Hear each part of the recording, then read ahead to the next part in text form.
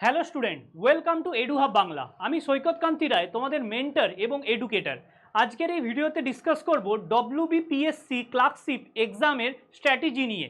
কিভাবে পড়লে প্রথম চান্সেই তোমরা সরকারি চাকরি পেতে পারো, কোন কোন বই থেকে পড়তে হবে, কি কি মক টেস্ট দিলে ভালো হয়, কিভাবে আমরা মেন্সের জন্য প্রিপারেশন নেবো, সমস্ত কিছু কিন্তু এই একটা ভিডিওতে আমি ডিসকাশন করে দেবো। তাহলে ভিডিওটা কমপ্লিট দেখো এবং চ্যানেলে নতুন হলে অবশ্যই সাবস্ক্রাইব করো। দেখো, আমাদের এই মিডিল ক্লাস ফ্যামিলিতে আমরা একটা জিনিস চাই যে প্রথম সুযোগেই যেন অন্তত একটা সরকারি চাকরি আমাদের এনসিওর হয়। আমাদের ড্রিম ডব্লিউবিসিএস হতে পারে, ড্রিম এসএসসি সিজিএল হতে পারে, ড্রিম ইউপিএসসি হতে পারে, কিন্তু আমাদের হাতে যদি একটা সরকারি চাকরি থাকে তাহলে কিন্তু প্রিপারেশন নিতে আমাদের সুবিধা হয়। কারণ কি, সরকারি চাকরি মানে কি আমাদের একটা নিরাপত্তা, আমাদের একটা নিশ্চয়তা। আমাদের যে ডিপ্রেশনগুলো আসে পড়তে পড়তে, সেই জিনিসগুলো কিন্তু হবে না যদি আমাদের হাতে একটা সরকারি চাকরি থাকে। আর সেই সরকারি চাকরিটাই হচ্ছে পিএসসি ক্লার্কশিপ।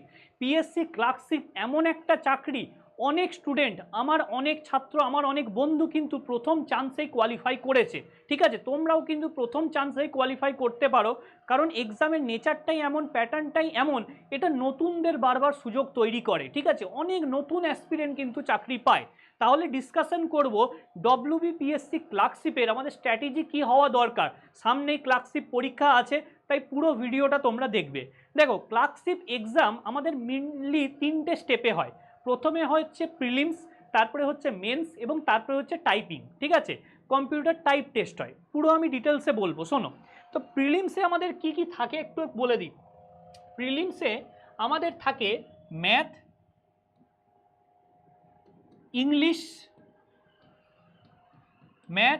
ইংলিশ, এবং জিকে জিএস। ঠিক আছে, জিকে জিএস বলতে সমস্তটাই বললাম। এর মধ্যেই তোমার সায়েন্সেরও পার্ট আছে, হিস্ট্রি, পলিটি, কারেন্ট অ্যাফেয়ার্স সব ঢুকে আছে এর মধ্যে। ম্যাথ থাকে কত নাম্বার? ম্যাথ থাকে 30 নাম্বার, ইংলিশ থাকে 30 নাম্বার এবং জিএস থাকে 40 নাম্বার। টোটাল 100 নাম্বারের পরীক্ষা আমাদের পার্ট 1। এটা হচ্ছে পার্ট 1। আর এটা এমন একটা পরীক্ষা, এটার কিন্তু পার্ট 1-এর মার্কসটা কিন্তু তোমার পার্ট 2 এর সঙ্গে যোগ হয়ে আলটিমেট মেরিট লিস্টটা তৈরি হয়। তাহলে পার্ট 1-এর মার্কসটা কিন্তু খুব ইম্পর্টেন্ট। শুধুমাত্র কোয়ালিফাই করলে কাট অফ, কিন্তু পরীক্ষায় আলটিমেটলি তুমি কোয়ালিফাই করতে পারবে না। ঠিক আছে, আলটিমেটলি চাকরি পাবে না। ঠিক আছে, হয়তো তুমি মেন্স দেওয়ার সুযোগ পাবে, কিন্তু পুরো চাকরির প্রসেসে তুমি কিন্তু অনেক পিছিয়ে যাবে। তাই এখানে আমাদের যত সম্ভব বেশি মার্কস তুলে রাখতে হবে, কারণ এটা হচ্ছে আমাদের এমসিকিউ পরীক্ষা। আমাদের ম্যাথসে কিন্তু 30-এর মধ্যে 28+ পেতেই হবে, না হলে কিন্তু চাকরি পাওয়া খুব মুশকিল হয়ে যায়। ইংলিশে আমাদের কম করে হলেও 27+ পেতেই হবে। ঠিক আছে, এবং জিএসে আমাদের অবশ্যই 30+ পেতেই হবে।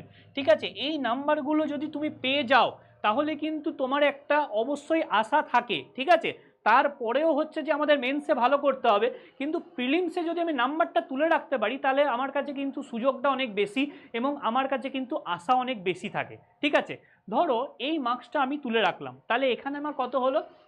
এখানে আমার 60-এর মধ্যে 55 আর এদিকে 30-এ 85 মার্কস আমার তোলা থাকলো, 100-র মধ্যে 85 তোলা থাকলো। তাহলে কিন্তু আমি বাকিদের থেকে অনেকটা এগিয়ে যাব। তাহলে এবারে এই মার্কসটা পাবো কি করে? মুখে বলে দিলে তো হলো না যে এই মার্কসটা তোমরা তুলে নাও। তোমরা হচ্ছে যে তাহলে বলবে স্যার কী করে তুলবো? তার জন্য আমাদের কিন্তু স্ট্র্যাটেজিক্যালি করতে হবে। ঠিক আছে, হাতে কম যেহেতু আমাদের সময় আছে, আমরা কি করব? কনসেপ্ট যেমন পড়ছি তার সঙ্গে প্রিভিয়াস ইয়ারের উপর খুব জোর দেবো। শুধুমাত্র কি ক্লার্কশিপের প্রিভিয়াস ইয়ার না, আমাদের রাজ্য সরকারের যে পরীক্ষা হয় ডব্লিউবিসিএস এর প্রিভিয়াস ইয়ার করে ফেলো, ক্লার্কশিপের, মিসলেনিয়াসের, পুলিশের, অর্থাৎ রাজ্য সরকারের সমস্ত পরীক্ষার তুমি প্রিভিয়াস ইয়ার কোশ্চেন করে ফেলো। প্রথম কাজ হচ্ছে এটা। ঠিক আছে, মোটামুটি কনসেপ্ট যদি ক্লিয়ার থাকে। আর একদম যদি বেসিক কিচ্ছু জানো না তাহলে বলবো তোমাদের বই বলে দেবো, সমস্ত কিছু আমি ডিসকাশন করছি। যারা মোটামুটি জানো তাদের জন্য বলছি, প্রিভিয়াস ইয়ার একদম পুরো রেডি করে ফেলো। যখন রাজ্য সরকারের প্রিভিয়াস ইয়ার হয়ে যাবে তারপরে তোমরা কি করবে? আরেকটু আপগ্রেড করো নিজেদেরকে। রেলওয়ের প্রিভিয়াস ইয়ার ধরো, এসএসসির প্রিভিয়াস ইয়ার ধরো। প্রিভিয়াস ইয়ারের মধ্যেই কিন্তু আমাদের সাফল্য লুকিয়ে আছে ম্যাথ এবং ইংলিশে। ঠিক আছে, এবারে জিকের জন্য আমি কি স্ট্র্যাটেজি বলবো? জিকের জন্য আমি বলবো তোমরা যে কোনো একটা বইকে পুরো থরলি প্রথমে পড়ে ফেলো। সে তরুণ গোয়েল হোক কিংবা লুসেন্ট হোক। ঠিক আছে, প্রথমেই ক্লার্কশিপের জন্য কিন্তু কখনোই আমি পলিটি, লক্ষ্মীকান্ত নিয়ে বসে পড়বো না, কারণ ওই একটা বই পড়তে আমার তো সময় চলে যাবে। বা তুমি হয়তো ইকোনমিক্সের হচ্ছে যে রমেশ সিং নিয়ে বসে পড়লে, এটা কিন্তু একেবারে ভুল স্ট্র্যাটেজি। তোমাদের কিন্তু একটা বেসিক বই পড়তে হবে যেখানে সমস্ত জিএস জিকেগুলো আছে, সেটা প্রথমে ক্লিয়ার করলে তারপরে চলে যাব আমরা প্রিভিয়াস ইয়ার এবং মক টেস্টের মাধ্যমে জিকে জিএসগুলো রেডি করব। আমাদের এই স্ট্র্যাটেজি নিয়ে চলতে হবে, আমাকে স্মার্ট ওয়ার্ক করতে হবে। গাধার মতো খাটলে কিন্তু হবে না। ঠিক আছে, এবারে যারা একদম প্রথমভাবে প্রিপারেশন শুরু করছো তাদের জন্য স্ট্র্যাটেজিটা কিন্তু একটু আলাদা হবে। যারা একদম কিছুই জানো না, একদম বেসিক থেকে শুরু করছো, তাদেরকে আমি বলবো একদম বেসিক বই আর.এস. আগরওয়াল স্যারের অবজেক্টিভ ম্যাথামেটিক্স বইটা থেকে তোমরা পড়তে পারো। ঠিক আছে, আর.এস. আগরওয়ালের ম্যাথের জন্য আর.এস. আগরওয়াল স্যারের অবজেক্টিভ ম্যাথামেটিক্সের বই আছে। ঠিক আছে, এই বইটা পড়তে পারো। ইংলিশের জন্য পিকে দে সরকারের বই আছে, পিকে দে সরকার, এই বইটা তোমরা করতে পারো, খুব ভালো বই। আর জিকে জিএসের জন্য তোমরা লুসেন্ট বা তরুণ গোয়েল করতে পারো, তরুণ গোয়েল করতে পারো। ঠিক আছে, এই বইটা পুরো অবশ্যই করবে।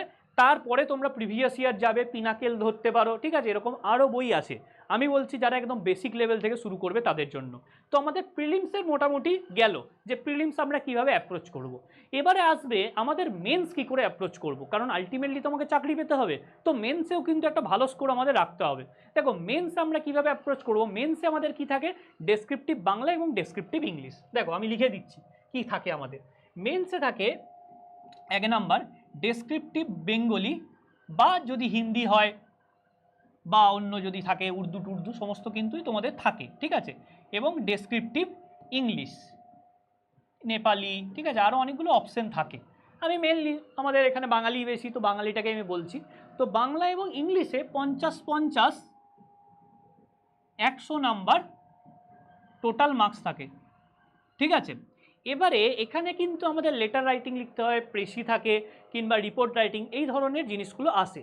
তো এগুলোর জন্য কিন্তু আমাদের লিখে লিখে প্র্যাকটিস করতে হবে। ঠিক আছে, বই কোত্থেকে তোমরা পড়বে, একটা বই তোমরা করতে পারো, সেটা হচ্ছে ক্র্যাক ডব্লিউবিসিএস বইটা। ঠিক আছে, এটার দেখবে পার্ট 2 আছে, যে পার্ট 2-এ কিন্তু ডব্লিউবিসিএস মেন্সের জন্য ডেসক্রিপটিভ বাংলা ইংলিশ পেয়ে যাবে। কিংবা তোমরা স্ক্যানারও পেয়ে যাবে, ডব্লিউবিসিএস স্ক্যানার আছে সেখানেও পেয়ে যাবে। কিংবা তোমরা মিসলেনিয়াস বা ক্লার্কশিপের জন্য যে ডেসক্রিপটিভ বইগুলো আছে সেই বইও কিন্তু পড়তে পারো।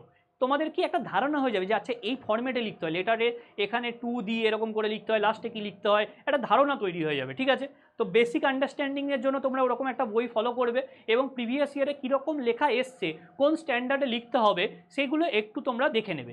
আমি তোমাদের 2-1টা টিপস দিতে পারি। দেখো ডেসক্রিপটিভ বাংলা ইংলিশের ক্ষেত্রে তোমাদের যে বিরাট সাহিত্য লিখতে হবে তা নয়, তোমাদের গ্রামাটিক্যালি ঠিকঠাক লিখতে হবে, বানান ভুল করা যাবে না, এবং একটা শুদ্ধ বাংলায় মানে যেরকম আমাদের নিউজ পেপারে থাকে সেরকম, এমন নয় যে রবীন্দ্রনাথের মতো লিখতে হবে, সেটা সম্ভব নয়। আর বিশাল যে সাহিত্য ওই সময় লিখতে পারবে না, তার কারণ হচ্ছে সময় থাকে 1 ঘন্টা, তোমাকে 6টা রাইটিং লিখতে হয়, তাই লেখার কিন্তু খুব বেশি জায়গা নেই। তোমাকে যেটা করতে হবে সেটা বানান ভুল করা যাবে না, গ্রামারে ভুল করা যাবে না, এই জিনিসগুলো খেয়াল রেখে কিন্তু লিখতে হবে। এটাতে দেখো যেহেতু ডেসক্রিপটিভ পেপার, একটা মোটামুটি এভারেজ মার্কস তোমরা বেশিরভাগ জনেই পায়। ঠিক আছে, ওই 50 থেকে 60, এই 65, এই এভারেজটা পায়। এক্সেপশন 2-1 জন আছে, সেটাও আছে। ঠিক আছে, আগের বারের নাম্বারে দেখলেই বুঝতে পারবে, কিন্তু আমি ধরে নিচ্ছি তোমরা ওই নাম্বারটা তুললে। তাহলে কিন্তু যদি তোমার প্রিলিমসের নাম্বারটা বেশি থাকে, তাহলে কিন্তু আরামসে যে ফাইনাল কাট অফ থাকবে সেখানে কিন্তু তোমার নাম থাকার চান্সটা কিন্তু অনেকটা বাড়বে। এবার এর পরের স্টেপটা কি হবে, এর পরের স্টেপটা হচ্ছে আমাদের টাইপিং। ঠিক আছে, পরের স্টেপটা হচ্ছে আমাদের টাইপিং। এবারে অনেকে এটা প্র্যাকটিস করে যায় না। ঠিক আছে, দিয়ে গিয়ে পরীক্ষার সময় গিয়ে বিপদে পড়ে। ঠিক আছে, কিন্তু আমাদের প্র্যাকটিস করে যেতে হবে। ইংলিশ যদি তোমরা টাইপ নাও, তাহলে আমাদের হচ্ছে যে মিনিটে 20টা ওয়ার্ড টাইপ করতে হবে। আর বাংলায় যদি তোমরা নাও তাহলে হচ্ছে মিনিটে 10টা। বাংলায় করতে যাও না, অনেক মুশকিল, কারণ যুক্তাক্ষর আছে, একার হসিকার অনেক ঝামেলা আছে। ইংলিশেই নেবে তোমরা টাইপ। ভুল করেও কিন্তু ওখানে অনেক সময় ফর্ম ফিল আপের জায়গায় একটা থাকে আর কি, যে হচ্ছে যে ওটা বাংলা নাকি ইংলিশ। ঠিক আছে, অনেকে ল্যাঙ্গুয়েজ ভাবে, সেটা নয়, সেটা কিন্তু টাইপের ল্যাঙ্গুয়েজটা জানতে চেয়েছে। টাইপের ল্যাঙ্গুয়েজ কিন্তু ইংলিশে সিলেক্ট করবে, আমি বলবো ইংলিশ সিলেক্ট করবে। ঠিক আছে, তো ইংলিশে টাইপ করা অনেকটা ইজি। তো এবারে কিন্তু আমাদের একটু টাইপ নিয়ে বসতে হবে। ল্যাপটপ থাকলে বা কম্পিউটার থাকলে খুব ভালো, কিংবা যদি ল্যাপটপ কম্পিউটার অ্যাফোর্ড না করতে পারো তাহলে আমি বলবো ফোনে ওটিজি কেবল দিয়ে তোমার হচ্ছে যে একটা কিবোর্ড কিনে নেবে, সেটার সঙ্গে করেও কিন্তু টাইপ করা যায়। ঠিক আছে, তো সেটা হবে। আর পরীক্ষার কিছুদিন আগে সাইবার ক্যাফেতে গিয়ে বা কোনো বন্ধুর থেকে ল্যাপটপ নিয়ে তোমরা টাইপটা প্র্যাকটিস করে নিতে পারো। ঠিক আছে, এটা দেখো এসএসসির তুলনায় টাইপটা অনেকটা সহজ, কারণ এসএসসিতে তোমার প্রায় 30-35টা ওয়ার্ড তোমার পার মিনিটে করতে হয়, যেটা কিন্তু যথেষ্ট কঠিন হয়ে যায়। তার তুলনায় সহজ, কিন্তু একদমই যদি প্র্যাকটিস না করে যাও তাহলে কিন্তু এরকমও স্টুডেন্ট আছে যে ফাইনালে গিয়ে টাইপে কিন্তু কেটে গেছে। তাই এটাকেও অবহেলা করা যাবে না। তাহলে এই 3টে স্টেপ যদি তোমরা পরপর ফলো করো, কি বই বললাম তোমাদের, কি হচ্ছে স্ট্র্যাটেজি হবে, সেই জিনিসগুলো যদি তোমরা ফলো করো, তাহলে কিন্তু তোমরা ক্লার্কশিপে আরামসে তোমরা কাট অফ ক্লিয়ার করতে পারো এবং একটা নিজেদের সরকারি চাকরি এনসিওর করতে পারো। যদি ভিডিওটা ভালো লাগে অবশ্যই লাইক করো, এবং ক্লার্কশিপের যদি তোমরা পেড কোর্স চাও, ঠিক আছে, তাহলে কিন্তু আমাদের ইনস্টিটিউট থেকে পেড কোর্স প্রোভাইড করা হচ্ছে। কারণ পেড কোর্সে কি হয়, আমরা তোমাদেরকে আরও ডিটেলসে গাইড করতে পারবো। ইউটিউবেও তোমার অনেকে ফ্রি ক্লাস করেও চাকরি পেয়েছে, কিন্তু মুশকিল হচ্ছে ইউটিউবে কন্টেন্ট অনেক হ্যাপাজেট থাকে, কম সময়ের মধ্যে স্টুডেন্টরা কনফিউজ হয়ে যায়। তাই আমাদের পেড কোর্সে কি হয়, আমাদের দেখো যে পেড ব্যাচটা আছে WBPSC 2025-এর ব্যাচটা, এই ব্যাচটা 20 ফেব্রুয়ারি থেকে শুরু হচ্ছে। এই ব্যাচে কিন্তু একদম পরপর চ্যাপ্টার ওয়াইজ কন্টেন্ট থাকবে। তাই যারা নতুন শুরু করছো বা পুরনো কিছুদিন পরীক্ষা দিয়েছো, হয়নি এক্সাম, তাদের জন্য বলবো কিন্তু এই ব্যাচটা খুব সুন্দর একটা ব্যাচ। এই ব্যাচটাতে কিন্তু তোমাদের ক্লার্কশিপ বলো, মিসলেনিয়াস বলো, যে কোনো পরীক্ষার কিন্তু আমরা কন্টেন্ট দেবো এবং তোমাদের কিন্তু এক্সাম ক্লিয়ার আরামসে হতে পারে। এবং প্রত্যেক সাবজেক্টের আলাদা স্পেশালিস্ট টিচার আছে, এমন নয় যে একটা স্যারই সব সাবজেক্ট পড়াচ্ছেন। আমি যেমন ম্যাথ পড়াবো, অন্যান্য স্যার যেমন ইংলিশের স্যার ইংলিশ পড়াবেন, রিজনিংয়ের স্যার রিজনিং পড়াবেন, স্যার ম্যাম সবাই আছেন যারা এক্সপার্ট বিভিন্ন সাবজেক্টের এবং যারা বহুত দিন ধরে এখানে পড়াচ্ছেন। তো তাদের কাছ থেকে তোমরা কন্টেন্ট পাবে, লাইভ ক্লাস পাবে, সেগুলো রেকর্ডেড পাবে। মক টেস্টের ব্যবস্থা আমরা করেছি, মক টেস্ট ছাড়া কিন্তু কম্পিটিটিভ এক্সাম ক্লিয়ার করা যায় না। মক টেস্ট কিন্তু আমাদের জানা যায় যে আমরা কোন জায়গাটা দুর্বল আছি, ঠিক আছে, আমাদের স্পিড বাড়াতে সাহায্য করে। তো মক টেস্ট কিন্তু একটা গুরুত্বপূর্ণ ব্যাপার। মক টেস্টের ব্যবস্থা আছে, নোট আমরা প্রোভাইড করব পিডিএফে তোমাদেরকে। তো সমস্ত একটা অলরাউন্ড কিন্তু আমাদের এই পেইড কোর্সে তোমরা পেয়ে যাবে। নেক্সট যেটা বলি সেটা হচ্ছে আমাদের সাফল্য জিকে ব্যাচ। যারা শুধুমাত্র জিকেটা পড়তে চাইছো, যে ঠিক আছে আমি শুধু জিকেটা এখানে পড়বো, সেটাও তোমাদের ব্যবস্থা আছে, ঠিক আছে। এটার মধ্যে WBP, KP, PSC, IDO, MBI, clerkship, miscellaneous সমস্ত পরীক্ষার জন্য একদম অ্যাফোর্ডেবল ফিজে, ঠিক আছে, খুবই কম ফিস রাখা হয়েছে মিডল ক্লাস ফ্যামিলির ছেলে মেয়েদের কথা ভেবে, ঠিক আছে। তো তোমরা কিন্তু দেখতে পাচ্ছ অনলাইনে ফিজ হচ্ছে 749 এবং অফলাইনে হচ্ছে 1999, এর উপরেও তোমরা ডিসকাউন্ট পেয়ে যাবে। তো ডিটেলসে জানার জন্য দেখো নাম্বার দেওয়া আছে, এই নাম্বারে কল করে কিন্তু তোমরা আমাদের পেড কোর্সে ভর্তি হতে পারো। তাহলে আজকে এই পর্যন্ত থাকলো ভিডিওটা। যদি কিছু ডাউট থাকে তোমরা কমেন্ট সেকশনে জানিও। Thanks for watching.